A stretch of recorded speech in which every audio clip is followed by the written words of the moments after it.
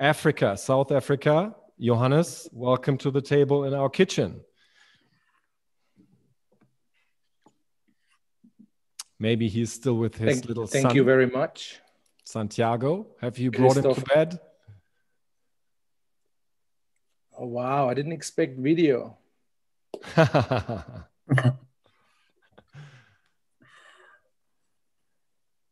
Oh, this is so cool. I didn't expect such an real life now. Cool. So welcome everyone once again to our first European and even global kitchen talk. I'm super excited. This is an ongoing experiment, a Volt experiment of connecting different people, beautiful minds in a casual format, people who are interested in politics, some of them are very actively engaged in politics. And tonight we've got a title, we've got an idea what we're going to talk about, which is campaigning. You can campaign for a lot of things. And tonight we're certainly going to hear some reports from the Netherlands with Sacha and from Bulgaria with Chrissy. And still, you all are heartily invited to just chip in your own experiences, your questions, your comments, however you have collected them. They don't necessarily have to be political in their nature. The kitchen talk, as I said, is a very informal format. It's the idea that you all know of a good conversation, sometimes happening a bit later in the evening when you have joined a party at a friend's home or house, a flat, an apartment, a shared apartment. You go into the kitchen, you want to grab a drink or maybe a bite of food, and you just casually run into some heated discussion, and you feel that all the people that are gathered, they are really interested, very engaged. Maybe they argue, but at the same time, they all remain like super respectful with each other because they share some important values that we certainly share here, that we hold up really highly. Values like openness to everyone and everything except racism, for instance. That's nothing that we want to see in our kitchen. Appreciation for diversity, for each other, for humaneness.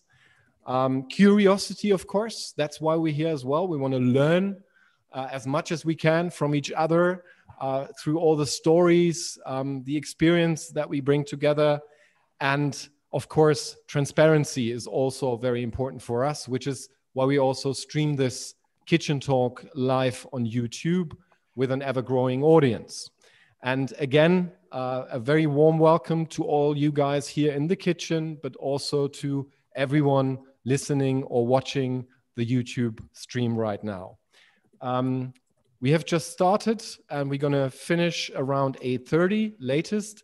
And of course, you're all heartily invited to stay in touch, to like the channels, to connect with each other so we can carry this forward and really build more kitchens, not only European kitchens, but Dutch kitchens maybe, Bulgarian kitchens, global kitchens, Volt kitchens, colorful kitchens.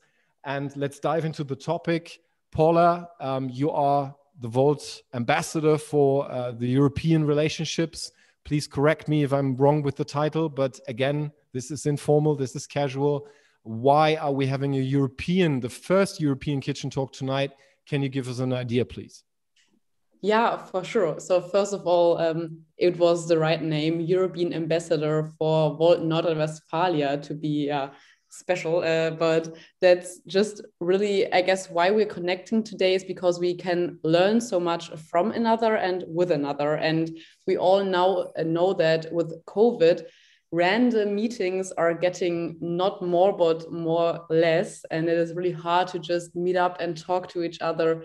And I guess that is why we are doing this tonight, to share opinions and experiences, as you have already said. And I guess we should never forget that experiences differ from where we come from, kind of, and that we all make different experiences and have different kind of views on things.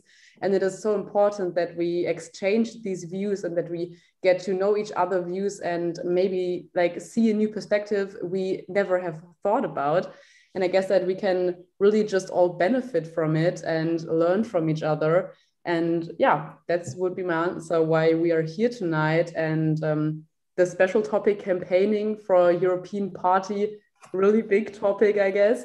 And it would, yeah, just be kind of, even I would call it stupid if we wouldn't learn from the experiences the people made in the Netherlands or in Bulgaria, in Germany, for our elections in summer. So I guess we're just, yeah, learning from our neighbors and with our neighbors. And I'm really hoping and looking forward to all of the experiences they made. Great. Thanks for giving us a better idea. And let me just state it again. Everyone is invited to raise their hands, catch a moment of silence, and just bring something up. I will try to take care of this a little bit as a presenter, not talk too much myself. But as I know some of our guests in the kitchen personally, let me ask you pretty straightforward. Johannes, for instance, you're the first time with us tonight, I guess. Are you really at the beach, or is this a virtual background? And probably when sharing some personal information about yourself with us, who are you and what do you do and why are you in Cape Town? Oh, wow. I'm not prepared for that. That's why I asked. It is a virtual background. We are in the same time zone as Europe at the moment, so it's pretty dark out here. It also was pretty cloudy today and even a little rainy. I'm sitting in my enclosed balcony in my home office, so unfortunately, like not on the beach. Yeah, well, I'm originally from Aschaffenburg in Germany, and but I've been living and working in Cape Town for 16 years. And I studied here. I used to run an English language school. And with the pandemic, I had to change careers, I wouldn't say, but I stopped operating that language school. And now I'm working for an English language school within the University of Cape Town in business development.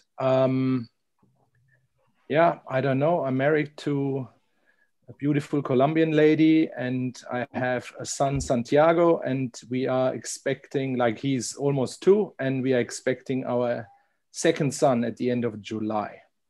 So that's me. And yeah, I'm curious what Volt is about. How are you interested in politics in German politics, especially European politics, from the point of view 12,000 kilometers away from Frankfurt? Okay. How can I say, like, I used to be a youth steward while I did my apprenticeship in the paper industry.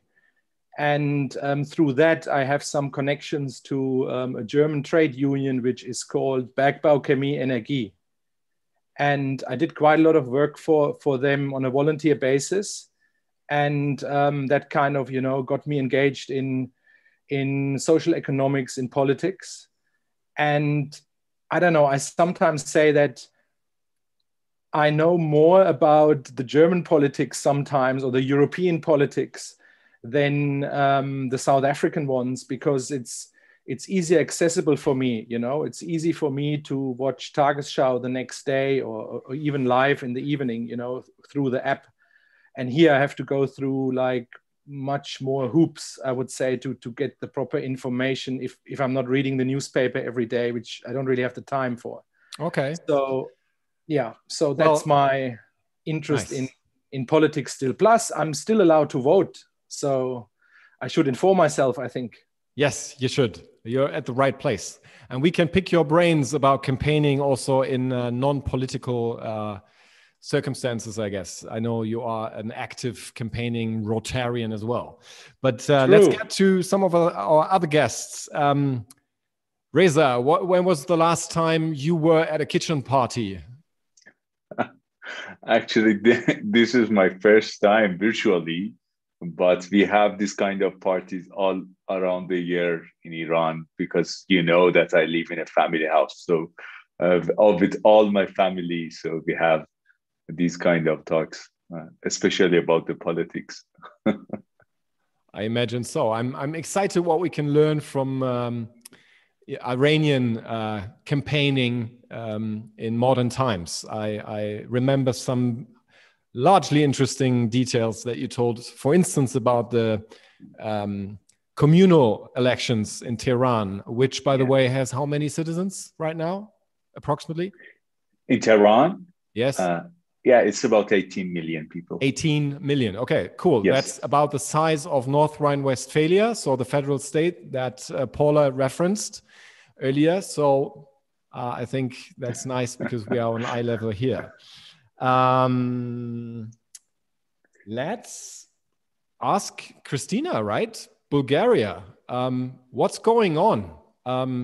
Another election in only 8 weeks from now. Is that correct? Yes, you're correct. We're expecting our elections on the 11th of July. So we are exiting elections. We tried for 1 month to make a government, but the elected parties did not succeed about that. So the fastest way to have new elections is on the 11th of July. So we are hoping in the future to get the votes and to get the right parliament so we can make a government at least for 1 year or so. We're not hoping for a full mandate, but at least to have a grounded and better government for at least 1 year. Can you probably enlighten us a little more, Christina? When I looked up Nastimir's history online, obviously, he was originally supposed to be with us tonight. I, of course, stumbled upon that video that shows him being carried out of parliament. What happened? Yes, that was one of emotional days during the longest protest in Bulgaria. We protested over 200 days. We went to the streets every day and we marched, etc., etc. So I was outside and I was watching what's going on inside. These were videos from Nastimir, and I was there when they literally threw him out on the stairs. So on this day, he went inside with other politicians. They wanted to be a part of a parliament group discussing the price of the electricity and topification stuff, which are going to be raised up in Bulgaria. So we have to pay more money, but the government didn't give any reasons about that. So he went inside and he wanted to be as representing as a citizen who wanted to be part of the parliament group and to discuss with the politicians there why the prices are going to be higher. But unfortunately, then the ruling political party then, GERB, they decided not to let him in. So in a way of protesting, they decided to stay inside and not to let go. So they have the right by any law in Bulgaria, you can participate and you're a citizen of this country, so you can be a part of this commission and take statement and give your statement about that you're unhappy or so ever about that. So they decided to stay inside, and with them staying inside, there is a group of women which are representing this NGO, The System Kills Us, and they're mother of children with disabilities. And they were fighting for their wall, but that's another story. It doesn't matter. So this group of people decided to stay inside. And fortunately, the ruling party decided, because it was the end of the working day, so they decided to throw them away, literally throw them away. And everybody can see this video where the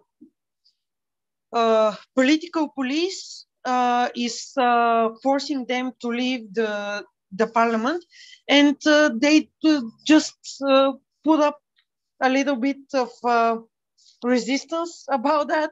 So they throw them away, and the police didn't cooperate. And after that, I know that for sure that Nastimir went to the hospital. He has some minor injuries, but probably he's suing them or something. I'm not sure, but yeah, he has the right about it. Okay, sounds wild. It was. When was that? How long ago? That was in July last year. Not July, maybe August last year or something like that. Okay. Yeah. So, that's pretty frightening to hear. We're still talking about Europe and not some strange planet.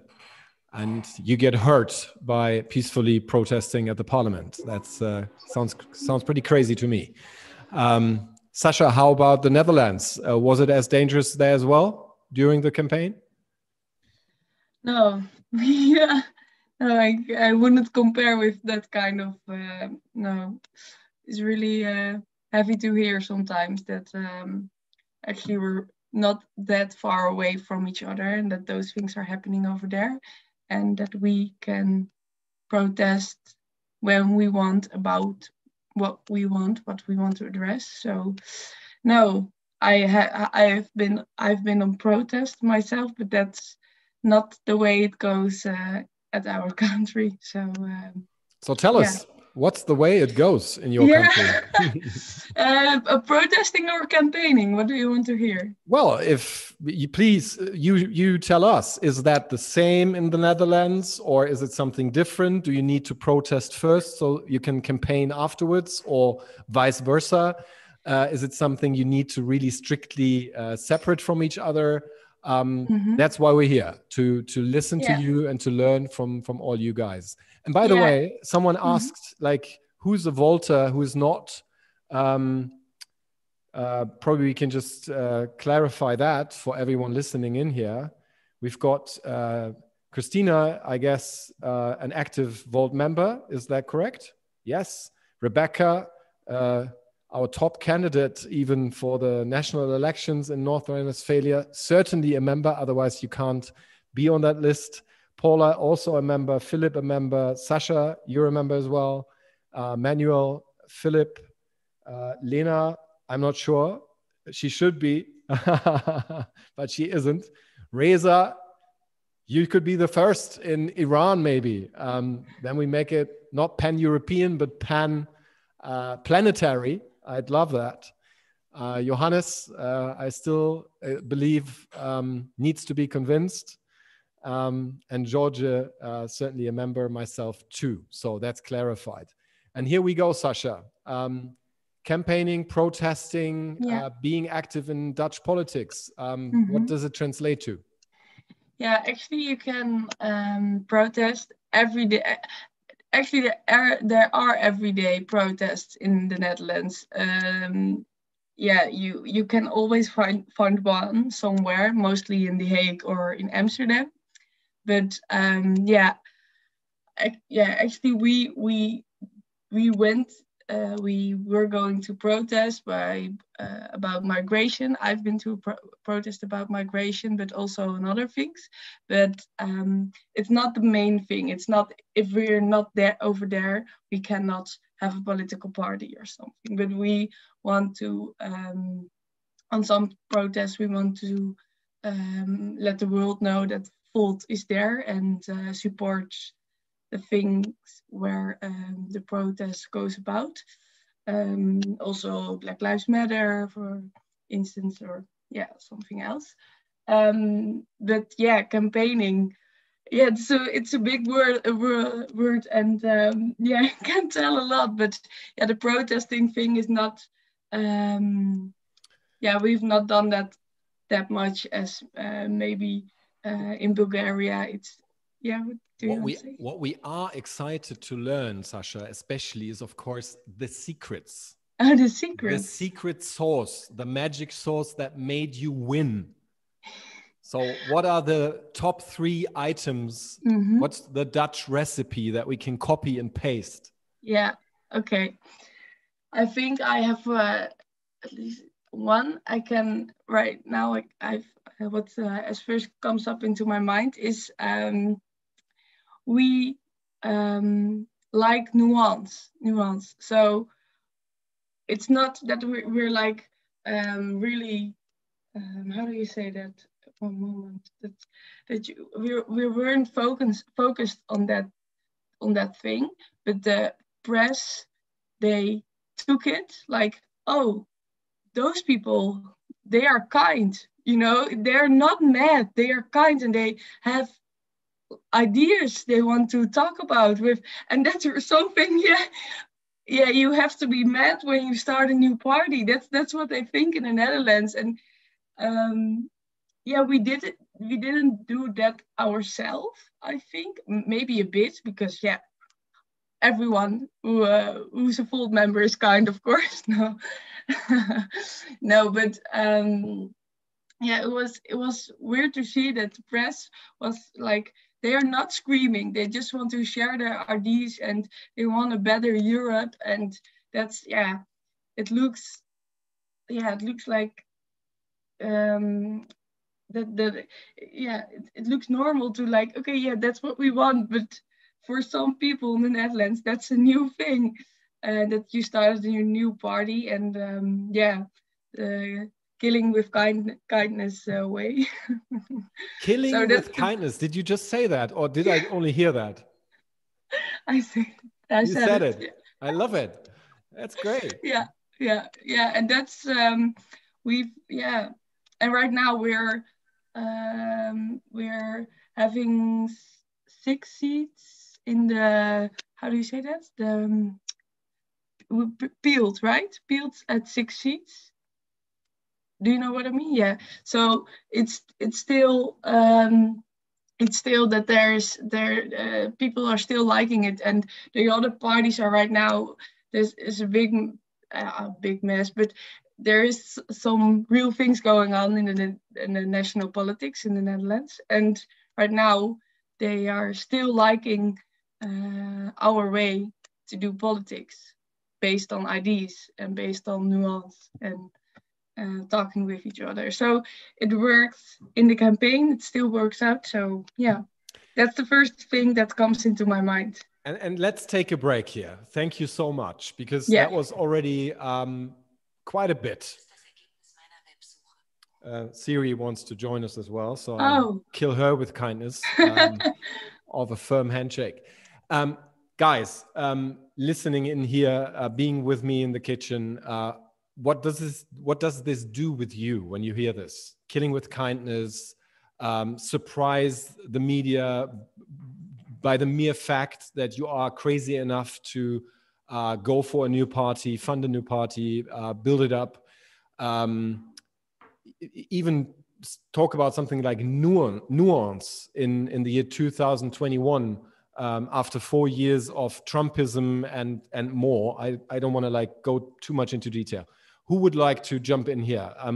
I'm of course excited to hear all your opinions. Would that work, for instance, in Bulgaria? what does killing with kindness mean in Tehran or in Joburg? But also, of course, Lena, what crosses your mind when you hear this super fresh insight from Sacha from the Netherlands? Whoever wants to go first. Reza has raised his hand. So Reza, please. Yeah. So I'm not sure about the political campaigns or things like this, but being organizing TEDx Tehran for like the past 8 years, being one of the largest TEDx events in the world and the largest actually in the Middle East, and also living in the Middle East taught me that this killing with kindness is very important in this part of the world, especially. I can see that most of the campaigns here has to launch from a cultural level, not directly into the political level, because if you want to change the political scene, you have to change the economical scene, and then you have to change the cultural scene. So it's all related and all connected to each other. But what I can see is that we sometimes forget what campaigning is about. Campaigning, in its core, it's kind of what armies does. They go from point A to point B. They are clear what they are standing on, and they're clear what exactly they're getting into. That's requires a huge amount of dissatisfaction from where we stand and the clear vision of where we go. Most of the campaigns that I see is they don't know one of these situations, or they cannot communicate where they stand. They cannot communicate their vision. So what I can see is that this killing with kindness will be absolutely a principle also in my area of the world where I stand. But at the same time, I have to be very much clear that what is it that makes me dissatisfied? What it is that I want to change? Because at the end of the day, I see campaigns as tools to change, right? If you're not clear that what exactly are you going to change, if you don't have a plan for that, if you don't have a vision, it usually ends up like everyday politics that we see in the news.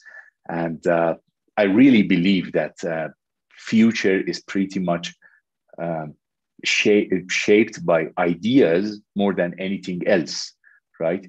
So the campaigns doesn't bring any more. I'm not sure about Europe, but I read the news, right? Maybe it's bias or something like that. But I don't see campaigns bring new ideas to the table.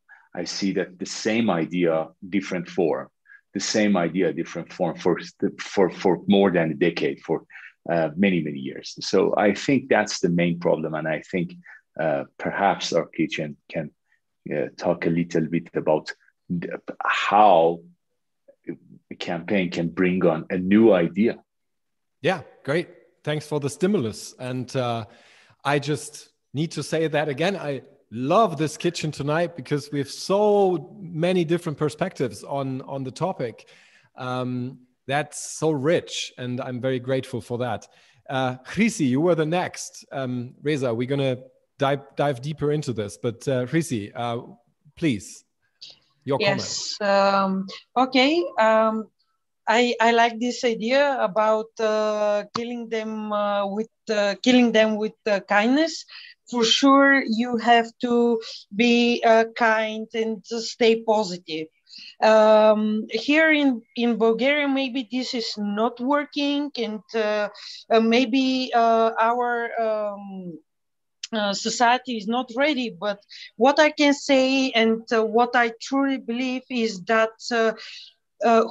whoever wants to campaign and to be a part in a campaign and to be elected, you have to have the ideas, to stand by them, but also you have to know to have a positive plan. So you have to know what are you going to do. Not to say we're going to give, for example, green policy. You need to stand up and say, my green policy is, for example,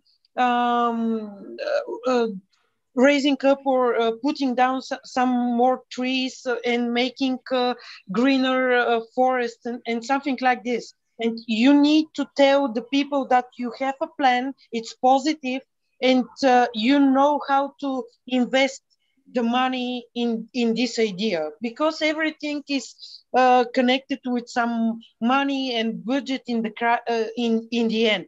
You have to stay positive and to have a future plan. You don't need to say, when I be elected, I will do this and this and this. You need a plan which is, in my first 3 months, I'm going to do this. In my 6 months, I'm going to do this.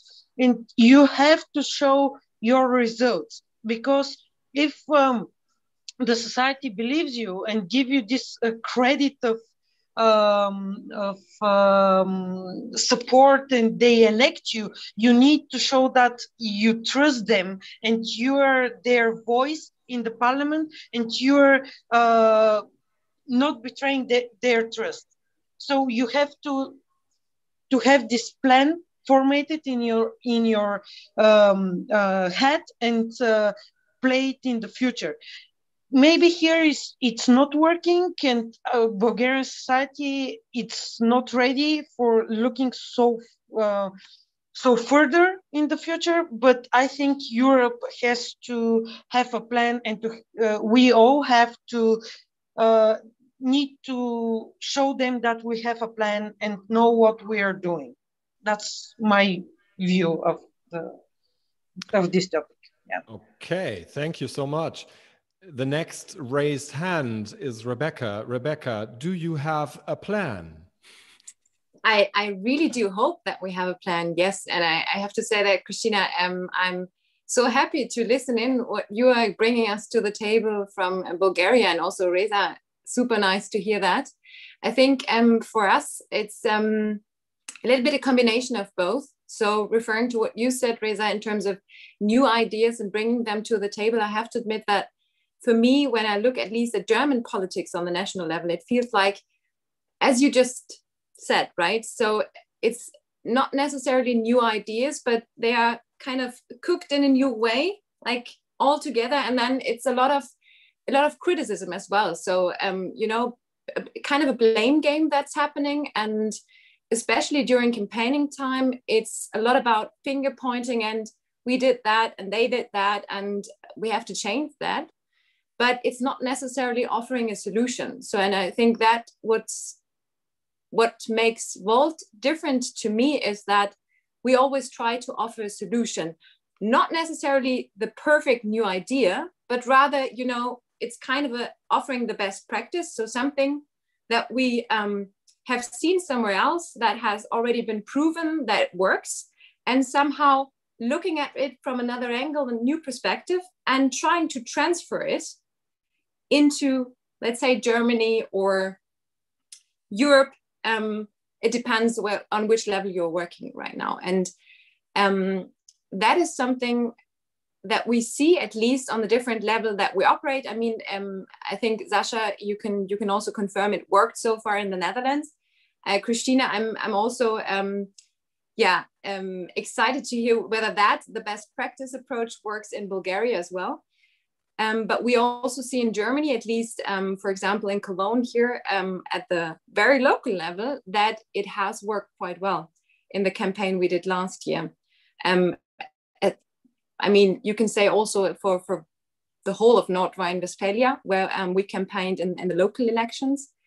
And one example I wanted to give for the idea killing with kindness and, offering a democratic dialogue was an experience that we made during the campaign last year in Cologne, that we, you have to say, or you have to know that in Germany, campaigning is also called election battle. So it's a kind of a fight between the different parties. And what we did, because we thought, oh, maybe that's a nice idea, organizing a panel discussion on, general exchange of ideas on democracy, on Europe, on, how political parties are interacting with each other. And we invited actually all the other democratic local parties. And everyone was so surprised that we did something like that during the campaign and election battle phase, because everyone was kind of used to, fighting each other instead of talking to each other and having an open dialogue and exchanging ideas. And the surprising thing was that every party sent a member to participate in that discussion, because we also tried to not make it a vault discussion, but rather, a political, democratic discussion. And we offered them a panel, a podium to talk to, and that basically worked. So that is for me also kind of proof that this kind of killing with kindness and, being open-minded and asking people, what's your perspective? Because I respect that perspective. I might have a different opinion and a different political position, but I do respect what you say, as long as you're not, what Christopher said in the beginning, are inhumane or have positions that are kind of, affecting other people in a very negative way. Then I think if we manage to transfer that to this year's election campaign, that would be, at least for me, a great success. And I'm really looking forward to that. Rebekka, I'm now curious. Whom did they send? Did they send warriors or diplomats to that round? It was actually, it depends on the party, actually. So, for example, we had one party who sent their local head of the party, who I think is quite experienced also in battling, but she was actually super nice in the end and stayed for a bit longer. And we had a very open and kind of friendly talk afterwards. She very much liked the idea. Then we had other people there who said like, wow, super nice to talk about Europe, because we also had a panel on Europe, talk about Europe when it comes to local elections, because for most of the people, local elections, like on the city or federal state level, don't necessarily interact with talking about things on the European level. Although for us, it's like it's completely interacting and combined, because everything you do on the European level, you have to kind of implement and have to see on the local level, right? If you allow, I'd like to just pick up on that structural question of the relationship between a city where you campaign in the streets and interacting with people directly, and these topics that are either of national importance or even European importance, probably even global importance. Reza, maybe you can give us a glimpse. How's that working in Iran? Is it connectable? Like if you have a city election in Tehran for the city council, or is it a different world between the two it's totally related, especially Tehran and Iran is totally related together. If a party wins the country, another party wins Tehran. It's something like that. So it usually depends. Actually, in Iran, in 2 months, we have the presidential elections. So it's the political scene is very much active in Iran these days. Usually, it's kind of a balance of power between the different parties. It's very hard for new parties to come in and bring new ideas to the table. But Tehran, at least I can say that Tehran is very much important in terms of national decision making. And on a side note, how big is the female share within the city council in Tehran? Well, it's about 40%. That's quite a bit. That's an interesting fact. We can learn something from that as well, I guess, in Germany. I see some heads nodding. So more secrets, please. More secrets. Whoever has more secrets, please share. I know I've so far shared one, and you were just about to talk about the second. Would you? Sure. What also pops in my mind is that like we have done a lot of social media campaigning, and we are because still we had most of the photos, we had all kind of photos, but a lot of photos were young people, and young people are using social media. And I know that in every country there are some other social media platforms, but we have done a lot on Instagram, and that worked out very well. I was one of the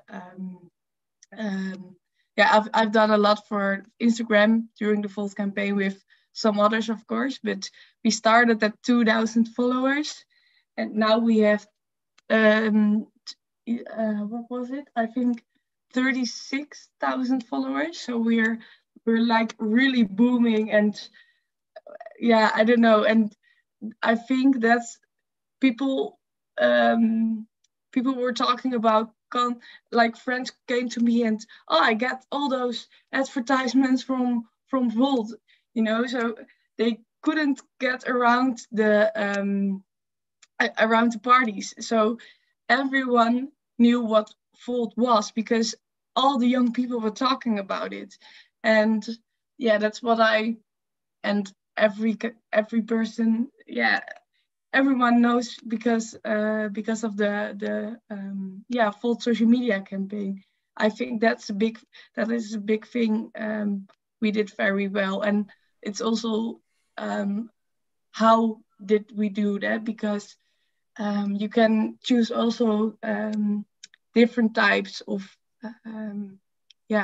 how you can do that. And I think some other parties, like who are already very long in the parliament, did it not that very well. And I think with some the Volt energy, the young energy, you saw that back in the advertisement. So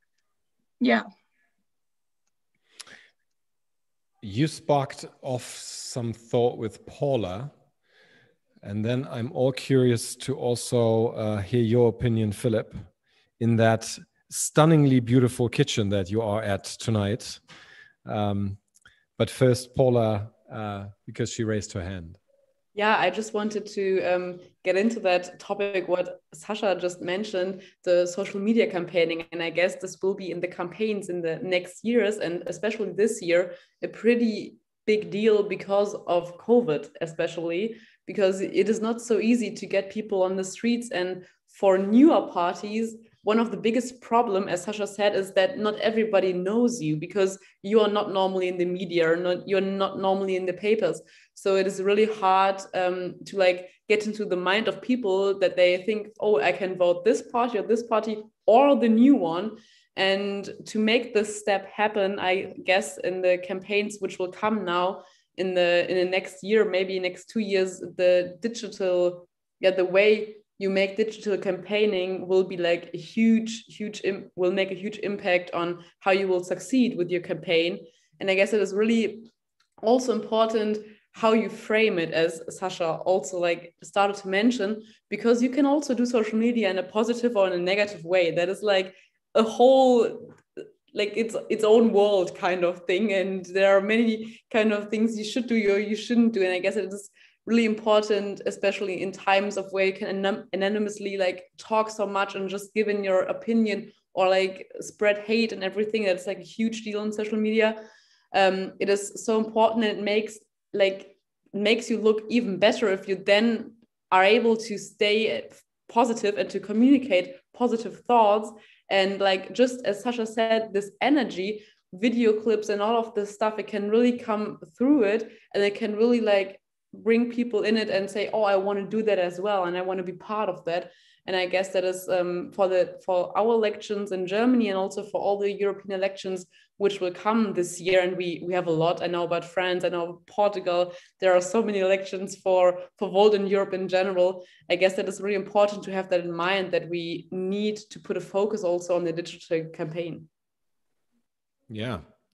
And probably build up a huge pan-European followership, and then leverage that in each and every country and election. Philip, hello to your kitchen. It took me half an hour to figure out how to raise my hand, and you just mentioned my name after that. See, that's how telepathy works. That's magic. Yeah, we're even capable of that with Walt. What would you like to see on social media more, and what would you see what would you like to see less when it comes to political campaigning? And what's your opinion about the kitchen discussion so far? I will actually have two concrete questions to Sacha, because I'm not a Vault member yet. And, you know, sometimes I'm missing, when I'm looking at the wallpapers or any material, I'm missing like the, you know, 3 like major points that you will always be able to remember. You know, what is it that you want? I mean, I get you're a European party. And whenever I talk to Rebekka and you get under the surface, you know, I usually tend to agree at least 90%. But you need to get under the surface. So my question would be, did you have a media strategy? You know, you said media picked it up. I mean, did you say these are our 3 key messages that we have? Super smart question. Sacha, can you give us an answer and give Philip 3 things to remember from now on, so he can finally become a Vault member? Yeah. But what's your question? Is it about social media or the general media? Well, I understood from what you said, but I might got it wrong, that also the like public media, paid media picked it up. Yeah, that's true. I wasn't talking about social media, but I think I can answer both questions about social media and media. About media, I think what we did, and I can say that in my personal experience, because I was a candidate as well, and I was locally active. I was reaching out to journalists locally, and I was keep on going till they invited me. And once you're in, and and they like you, you can come back. I've been at a TV show or a radio show 5 times after the first time. So, and I think that's also what was happening in the national media. So actually we already had some journalists who know about us and liked us, but not really doing things with us. And I think we almost irritated them, like so much reaching out to them. But once you are getting in one big media paper, then the rest will come. So that's how we did it. I don't know if I'm answering your question right now, or like once you got to that point, like you called him 50 times, she finally invited you, so you know you got the interview. Did you have a strategy where you say, okay, I will bring these 3 or 4 or 5 key messages across, or did you just await an interview, or you know, like how did you approach that? Yeah, what really helped is that you can, there's always a time you can, you have to be the first in the media. But what I did personally, and I think a lot of people did it, that I sent it to them also that we were 1 seat filled in the Netherlands, and that we were already have been in this newspaper and in that one. That was how I did it. But for me, I wasn't there with what the like the real campaign team. I don't know. That's not. But I know they are already having a lot of good contacts, and like it was. We were surrounded by people who know people, and that's also very, very important. That that you have journalists in your group, that you know people who you can reach out to. Okay, what I pick from Sacha, maybe building a bridge towards your question, Philip, is that you, Sacha, you made it clear that there is a credibility to the imagination of a new party actually getting into parliament. So relevance of the message. But maybe Christina and then Paula can add to that as well. Christina, by the way, a beautiful sunset, if I see that correctly in the background. Yes, that's the balcony, and you can see Vitosha Mountain over there. Yeah. So just real quick adding to Sacha and to Paula. So due to COVID, yes, that I think helped us here, because we used and made vote more popular on Facebook, Instagram, and other channels. And people started to notice us much. So right now, for example, Nastimir is creating a live studio on commenting what's going on in the politics, etc., etc. So he's building up more followers for Vote Europe. Every Vote member can participate in this studio, ask him questions about Vote and etc. They have guests, but we started to use another social media, which will sound a little bit crazy maybe to all of you, but we started using TikTok also due to COVID, because more people on different ages are joining TikTok for looking for some funny videos or etc. So right now, TikTok is pushing us up and noticing us also, because, for example, this news, the Bulgarian media noticed it, and they published that which politicians have TikToks and what they have there. So yeah, it's pretty fun. Okay. Paula, gestattest du, dass wir die Lena noch dazu nehmen? Die hatte die Hand versucht zu heben, aber Zoom wollte nicht. If you can say it in English, then yes. Sorry. I slipped language-wise.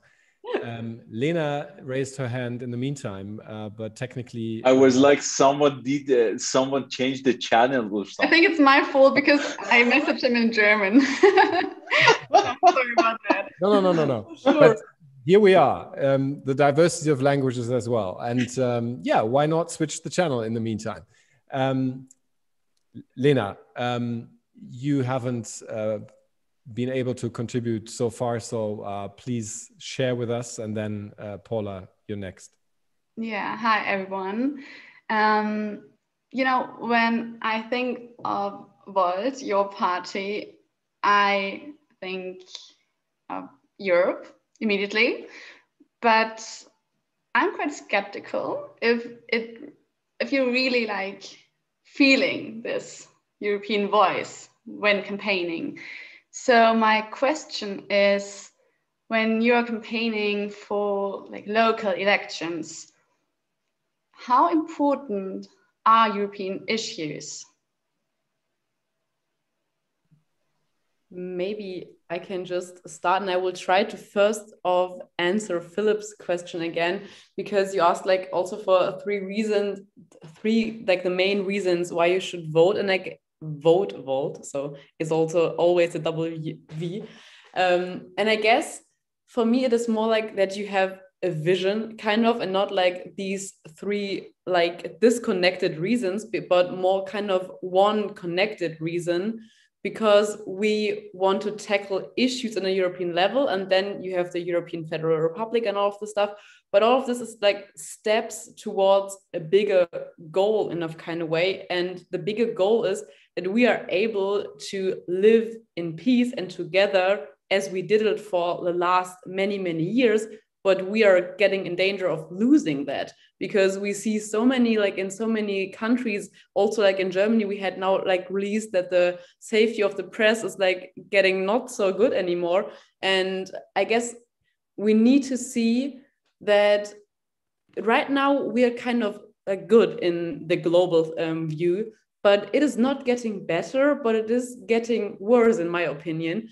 And that we need to start to do something against it, not like stay with the status quo, but really work against it and on a positive way against it, to not say, okay, we will now like just go together like back to the beginning because we are so scared, but to say, no, we will now make the next step and make this Europe more transparent and more democratic, to get like everyone really involved and everyone to feel this European spirit, which also Lena just mentioned.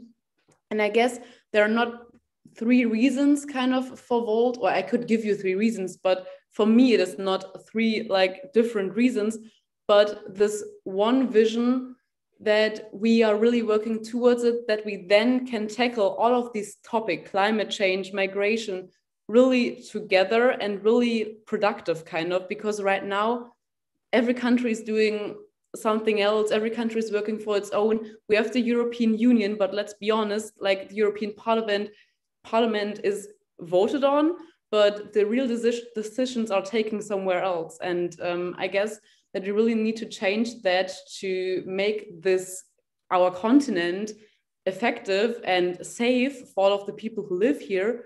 And yeah, I guess that would be my answer for your question in the first place.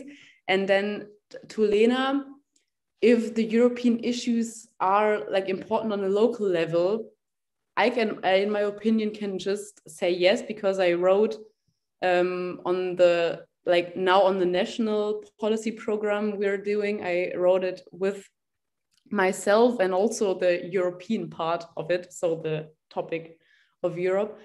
And I guess it is sometimes hard to grasp, but for me it is that there is a European view in every policy, that we have Europe as a topic, but also that there is a European view in everything. And I guess that is that we are thinking it locally, also with our best practices, that we're looking around and see what is like working good in other local cities and then implementing it to our city. I guess that is a pretty European strategic.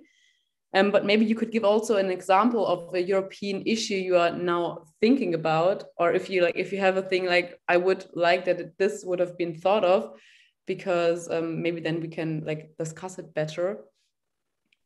Or maybe another person has a better answer than me. We have many raised hands. Philip, would you like to directly answer to Paula, or is it on something entirely new? It would be on this one, if I'm allowed to answer, I would be happy to, or actually make a comment. Sure. Paula, I do get what you're saying, but you know, to say basically, yeah, we want to continue living in peace and so on. I think to make a vision appealing, you need to attach a picture to it, to make it remarkable, to make it appealing. And I'm somehow missing those big things. You know, I mean, that's a very personal thing. I, for example, really like the idea of a European passport. You know, it's something like, what do you attach to that vision? You know, I mean, yes, of course, that's far away, but I'm sometimes missing these big things, you know, to say, okay, what are we heading towards? What does it actually mean? Okay, great comments. Expanding our space for imagination. And Reza, you nodded heavily. Please, the stage. Yes, just adding something to the whole topic of social media, because I think it's very much important that we understand social media and how it goes as campaigners. Last year in 2019, we had this problem that the total views of the talks of TEDx Tehran was something like about 1 million. and we wanted to make it far better than that because it was very important to us. And we wanted to go as local as possible so the Tehraners can see these talks. What we did was that we understand that we call people when we need it, and this usually when we need them, and this usually doesn't work. It's like when we want to campaign right at that moment, we start our social media. We start social media strategy and everything. We have to have a media before that. We have to have their trust before that. So when the push comes to shove, we can leverage the already existing social media channels that we built, whether it's Twitter, LinkedIn, or the Clubhouse. And we understand that the Clubhouse is very, very important because it started with iPhone users. We understood that iPhone users are pretty much early adopters to any ideas. This can be bad or good. I'm not trying to run a battle between Android and iOS. That's a big battle. But I know that as a behavior, there's a reason that Clubhouse started with iPhone users. It is replacing the news conferences all around the world, especially with this whole COVID situation. So it is important that we understand these channels, and it is important that we start our social media channels before we want to campaign. So we have already existing these medias. Through this strategy, we can we changed the 1 million to 5 million views in 2020. Just in a year, we made it 5 times better. Just by understanding that okay, this social media has a comprehensive and at the same time very young a message. Living in a country that 67% of the population of Iran is under 40 years old. So and the whole media is owned by the government. The only media that people have is this social media. That is why they're so active on social media, and we learned so many lessons from that. Sounds to me like just another secret that we just heard.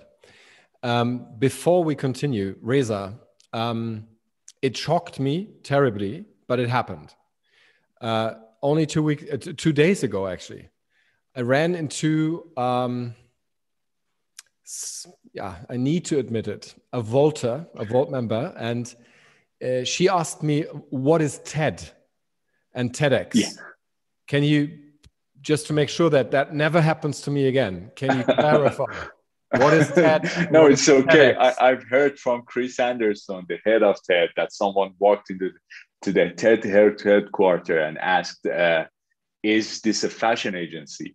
So it is happening. TED is basically stands for Technology Entertainment Design, a 40 years old organization that has TEDx program all around the world in more than, in every community, more than 36,000 TEDx's all around the world. The largest community of conferences that can happen, and it's with TED format, so it's under 18 minutes talk, and focused on only the core ideas that someone can have. Thanks so much. Christina, do you have a TED in Bulgaria as well? A TEDx, a local one? I don't think that we're there yet. I know that Bulgarian society is watching TED Talks, and they're using TED Talks for information. So if Vote Europe, somebody from Vote Europe go there and represent everything that Vote is standing for. Those 3 most important things or whatever, that will be great, because I think a lot of Bulgarians are watching a lot of things on the internet. So yeah, that will help, but I don't know that if there is a Bulgarian speaker and motivator or whomever went on TED, so to ask about, to tell the story. And I want to add to excuse me, to answer Lena in a way. We made so Vote Europe, European policies can be used and be practical on local level. For example, here in Bulgaria, because we already had local elections, and we used the pollution affair, air pollution, because this is a European problem in general, and the European Parliament is taking measures, and they're trying to reduce this problem here in Bulgaria. So, for example, in Sofia, where the air is very polluted, a lot of people are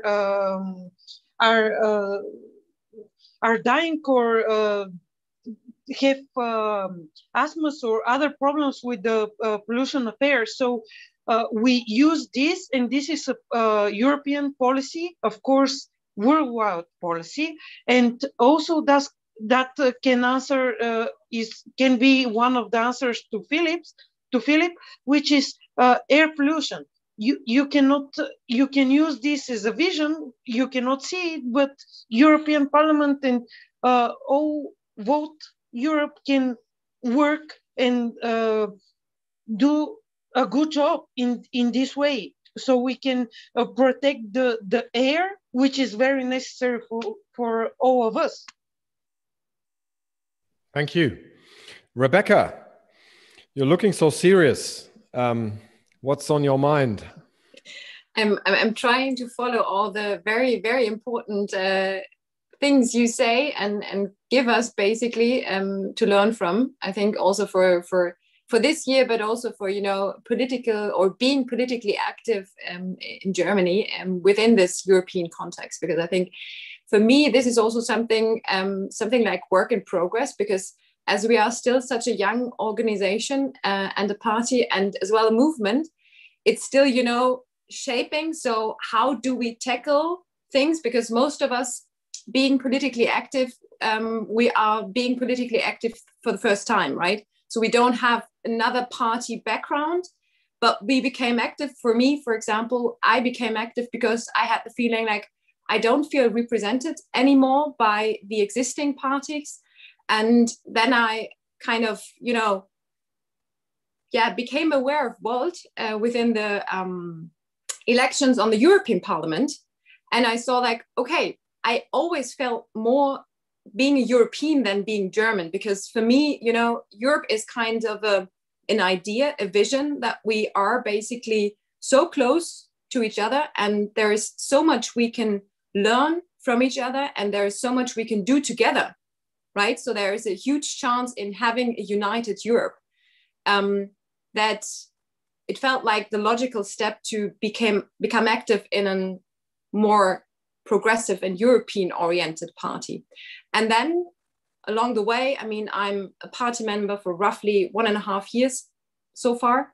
I think at least the personal progress I've made, and also the things I've learned on the way, is that how can you make European politics as a German party, right? So when you want to make politics on a European level and you're a German party, how does that work? Because, right, you have to somehow know what the other countries want and what the citizens of the other countries want in terms of having that European perspective.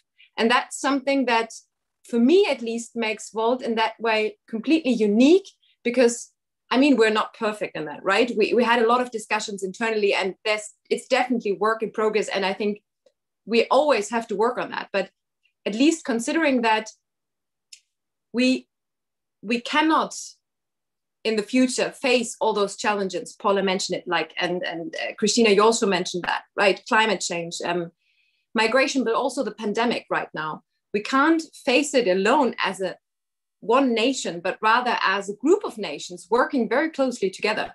Because I mean, for me, that's basically the only solution. So it's a kind of mindset, I would say, of course, but also trying to learn from each other. And therefore, you know, a change of perspective, because I definitely have my personal perspective, but Christina and Sacha, you do have completely different perspectives, and bringing them together, I think that's quite a potential we haven't even really tapped on. So that is something I really hope that we can manage at least a little bit in the future by bringing that European party, more into the perspective and on the landscape and the political landscape. We're just getting warmed up here. I agree. Yeah, maybe I can reply to Paula's question.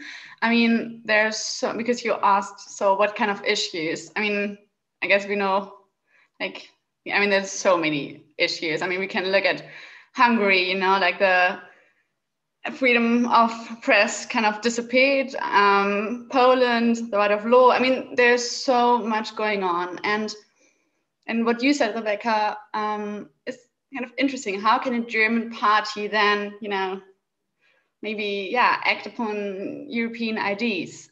And this is where my question came from, because I thought it was just a question. So how is Volt organized? Because I thought that Volt is a pan-European party. So for me, it would make perfectly sense that there is a shared vision, you know, that you all have like one vision and you kind of all signed it, and then you can try to implement this on a local basis. So this is, where my question is coming from. Paula. Yeah, perfect. Sorry, then I understood it wrongly, because I thought that you meant your local issues, and I was asking like if you had like a special local issue. But for sure, we have a shared vision, I guess. Everyone can also like read it, like we have our mapping of policies, where it's like we have this basic thing where we say, okay, everything we do, doesn't matter where you live in Europe, or like when you're part of Volt, you need to follow these, I will call it ground rules. And I guess the shared vision I also talked about, like, and Rebekka also mentioned it, to live like in a united Europe and at the end of the day, and to tackle all of these issues together.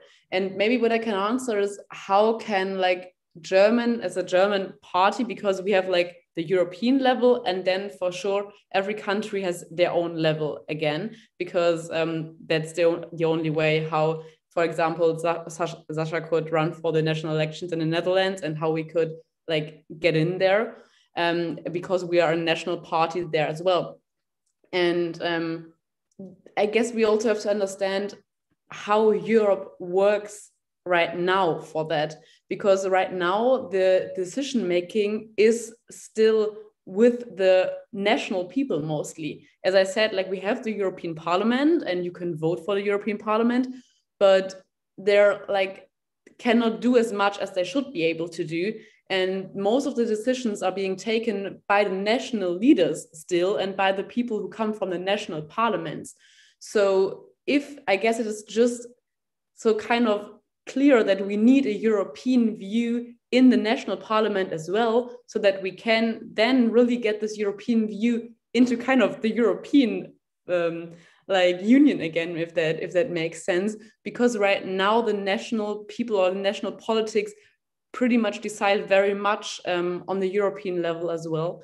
And that is why I think it is really important that we act European in our national parliament as well, if that makes sense. And also, I guess we have these policies. I just know that I co-wrote kind of the policy rule of law, where we have like in Germany now, and we put it then on the European level. So we in Germany thought, okay, we need to tackle like kind of this thing, and we need to like say something to the situation in Hungary and to the situation in Poland and everything like this. And then we like have many ideas and many perspectives involved. And we wrote something, and then we asked like, okay, do you agree with this, like in Denmark or Netherlands or something else? And this is like the way we kind of make policies, that we bring it then up to the European level, and there needs to be like many people from different countries signing it and then in the end voting on it. But now in our national kind of, don't want to spoil some things which we will in the end say, but I guess I can say that we will now have these European policies about reforming the European Union will be in our, like, for our national elections. And I guess that is really important because the decision making right now, the power of that is still within the national parliaments. And I guess that's why we need a pan-European party in Berlin this summer. All right. I guess we've heard already quite important reflections, questions, desires. Rebekka, you wanted to add something immediately? Or is this, you then please. I just wanted to emphasize one very important point that is also part of our, you could say, also formal policy process. So the way we kind of try to tackle political positions on the, let's say, level where it actually makes sense. So just to give an example, we cannot have something in our campaigning program or election program in Germany, which is not part of the mapping of policies on European level, if the German level, the campaign election program, is contradicting that European level. So we have to bring it in on the European level. And of course, on the European level, as Paula just said, it has to be agreed on by all the different national chapters of Volt, because otherwise they won't agree to it and it won't be official. So this is the idea. So tackling the challenge where it has to be tackled. And then you have the framework that you can break down on the national, local level where you need it, right? But it has to come from the European level and it has to be united. And just to give I think also a very controversial example is like nuclear energy. So in Germany, we have a very different, at least after Fukushima, we have a different perspective on that, right? So we have the phase out of nuclear energy on the political level, it's all decided on. However, France has a completely different perspective. And this is also part of being Europe and a united Europe, that you accept. And I personally, I'm definitely against nuclear power and nuclear energy consumption. However, France has a different perspective and we have to respect that in a way. And we have to find a compromise on that. And that is, I would say, also part of the deal, being a European party. A part of the deal. The beauty of killing with kindness. I think this is going to be an interesting note about the evening. I can't withstand my desire to ask our friend in Cape Town, Johannes, because of the big distance that he enjoys having. What are we doing here? Are we missing out on something? What's the African perspective? I think I've heard European and Europe now for 50 or 100 times over the last 30 minutes, and that is perfect because Volt is all about Europe, but I'm sure we are missing out on something. What is it? Can you tell us? I'm not sure. If you compare this discussion with African discussions about politics, what could we learn then? I don't know. I'm in a country where we have a party, the ANC, who is basically, who has a 2/3 majority in parliament. So I think the engagement that you have, also as a younger generation, if I may say that, is, I don't know, like the engagement process is much better, I think. That's much more difficult here.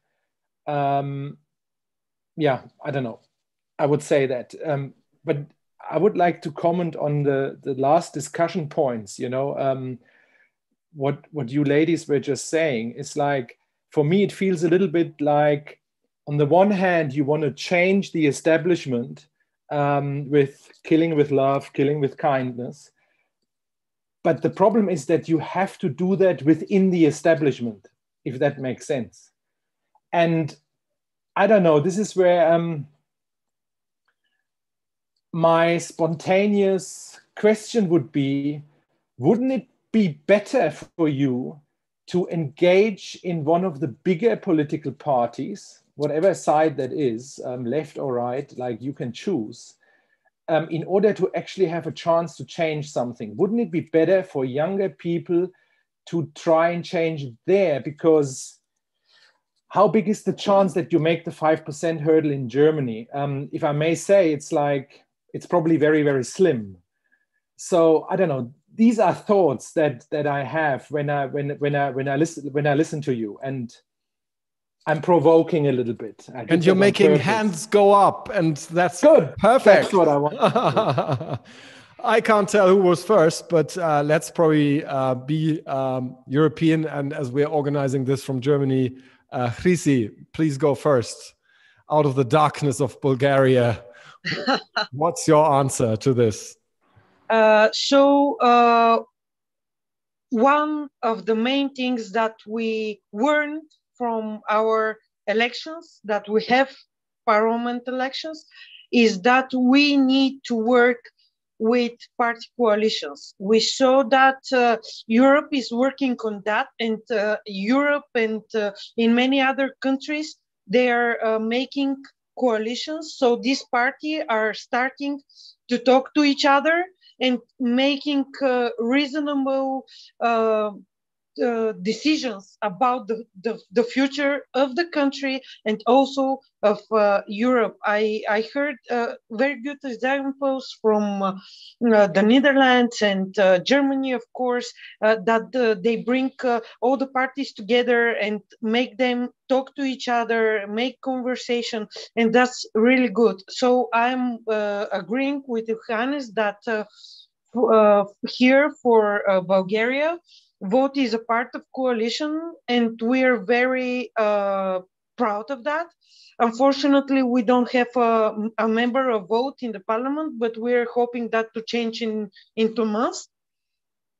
But making those coalitions is making our representatives there to learn from each other, hear different ideas between them, and making a decision and making a plan for the future of the country structured and answering to many levels, because every representative of the society, every deputy has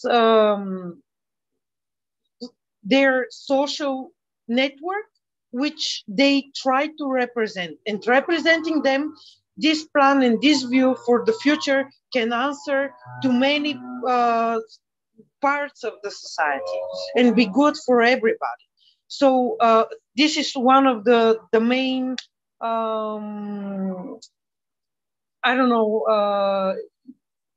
conclusions that we made after this campaign. Yeah. Great. Paula. Yeah, I would kind of have a professional answer and a personal answer on that one. But I guess, first of all, what is very special with Involved is that we are not only a party, but also a movement, which means we have many other projects beside like trying to get into parliament, as you said it, which are already making a big change. I don't know if you heard of Europe Cares, but was founded last year, is now its own NGO, because it got so big that we said, okay, it needs like political neutrality, which is perfectly good, and find it amazing to see how big this project got. But it was initially started from people within Involved to make a difference within the pandemic for the refugees who are living on the Greek islands. And so many things got shipped there, and we have people there who work there and help there from this NGO, and really making, I guess, over, I don't know, 20,000 masks were shipped there, and clothes, hygienic products, and so many things. And this is making an impact besides the political system, which you just said it.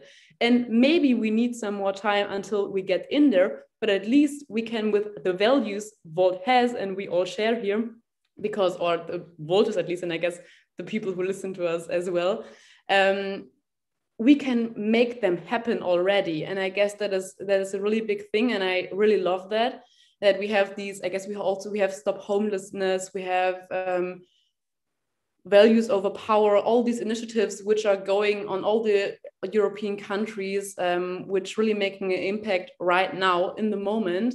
And then this would be like my professional answer, that Volt is not only a party, but also a movement making an impact right now. And I guess for me personally, why I didn't join an established party. So first of all, you have to see, okay, what is there right now, okay? So then there are some extreme parties which I'm not comfortable joining because of the values. And then I don't want to go to a party which is living like in kind of as we were still in 2021, I don't know, and like not moving forward with time. So there were for me definitely two parties maybe which are already in parliament. I could think of, okay, there is like, we have same opinions on some topics, but as we have heard from Sacha, I guess the biggest point is that most of them are really like working against each other, and they're being really kind of negative and saying, okay, we are completely against the system, and like really going against it and blaming it and bashing on each other. And this is really like within the structures of some parties, and they're really like putting it out there and saying this is our way to communicate. And I felt not welcome there in kind of a way, because I said, okay, but I want to change something and I kind of want to make an impact, and the Europe or like the world I live in is important to me and I want to work for it. And I guess within Volt, I had the feeling from the beginning that I kind of found my place, and they kind of were able to begin to do something and to begin to make a change. And not by saying, oh, this is so bad and that is so bad, and yeah, we want to change that if we then have the power, but by saying, okay, then think. Now Siri wants to join as well. But saying, okay, this is the problem, find a solution, an initiative, a policy or whatsoever, just like go for it. And I guess this spirit within Volt like really made me kind of addicted, you could say. No, but really happy. And I guess on my personal level, I feel heard. I feel heard that people listen to me, that my voice matters, and that I really can make an impact for what I want to live in, because I'm 19 years old right now. I want to have a future. Like I want to live in a world with which like I can travel in, I can have friends all over the continent and don't have borders again or something like this. And I guess just saying, okay, if I want to live in that world, I need to do something for it. And Volt gives me the opportunity to do so. And that's why I decided to go with Volt instead of another party. Thank you, Paula. We have an even younger participant I just saw. May I say his name, Johannes? Santiago. Hello from all over the world to Cape Town. So nice to see you. He looks like a young Johannes, though. Yes. Can we all wave for Santiago once? I think we've got the time. Yeah, I see a smile. We made it. Cool. Thanks for that one. This really motivates me even more when I see young kids like him. Lena, quick question. We're closing in about 5 minutes. And then Rebekka, probably even the last words for tonight. But first, Lena. Yeah, I'd like to come back to campaigning. So I don't know much about campaigning, but I imagine that out on the campaign trail, you meet some interesting characters. So do you have maybe a funny story to share about any of your campaigning experiences? I don't know, maybe from Bulgaria, Netherlands, Germany, all is good. That's probably a better question for non-Germans because it's about fun stuff. We're not really good at that, are we? Or are we? Sacha, did you experience anything funny, a glitch or something else? Crazy stuff? Yeah, very good question. Yeah, the thing is, we got some well-known people in the Netherlands who became also a bit of a fan of us. And there's one very big TV show from a comedian, and his name is called Arjen Lubach. And it's not a very funny story, but for us at that moment, it was very nice to hear. And he had, how do we say it? Because I have to pronounce something in Dutch. He was telling like, when in Dutch first. We want to hear it. We want to hear it in Dutch first. Okay. Stem op een partij waar je goed bij voelt. You get it? It's saying like vote for a party you feel good at actually, but feels is voelt in the Dutch. So he started his TV show with voelt. And that was like we were watching it and it was very great to see. And like, what? Okay, did he just mention us, you know?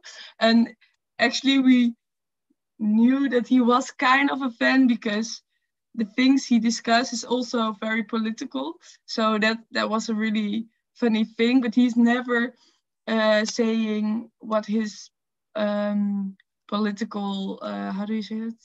Where he votes for. That's not what, he never mentioned it and then he did this. So yeah, that was very funny and yeah. Okay, thank you. Good advertising. Thank you.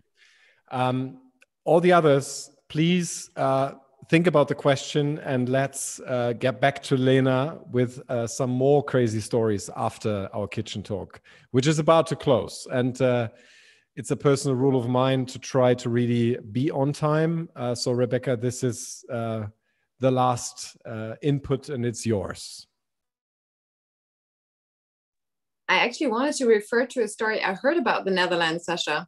So that you became quite famous for your, instead of a troll force, so meaning that some people that are quite disrespectful on social media and stuff, you were becoming famous for the ferry army, right? Because you were so friendly all along and really made a difference in terms of that. So that at least that's the story I heard about the Netherlands and the campaign there. Yeah, Nice that's true. closing. That's true. And that was a funny thing. Every voter, like on Twitter, everyone was so kind and reaching out to everyone. And yeah, amazing. That's happened too. Fantastic. We would love that for German elections as well. Yeah, let's set armies of fairies in motion to kill with kindness and love. That's my closing words for tonight. You're making sure we are sticking up to German cliches, being in time. Yes, indeed, I am. Not being funny, being in time. I feel perfect doing that. I thank you all so much for having taken the time. Wherever you are, this was really inspiring, at least to me. I hope you feel at least a little similar. And I also hope that for all the people live watching, listening, or maybe later looking this up, there's something in this that makes you feel happy about your situation, about the world we are living in, despite all the problems, but we can tackle them together. And we're going to have a next European kitchen talk, an international kitchen talk. Stay with us. Let us know what you would like to talk about. What you would like to maybe even argue about. Get into a friendly fairy fight about. and take care of yourself, take care of your friends, your families, your neighbors, your community. We only have this one planet, and I say goodbye for now. I love you all. See you soon again. Bye-bye.